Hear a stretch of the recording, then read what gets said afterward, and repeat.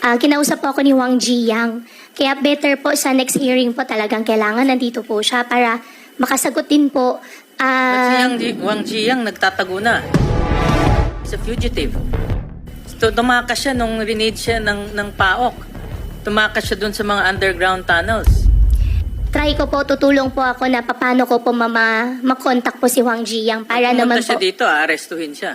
Siya po nagpa-construct po ng Baofu. Ang participation ko lang po is only the property.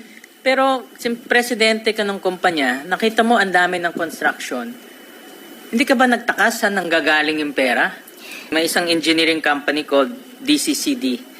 At ito, reputable engineering company. At sabi ko, tingnan mo nga at i-value mo yung construction cost. Lumalabas na mayroong 37 buildings na ang construction cost na pinakamura, 6.1 billion pesos.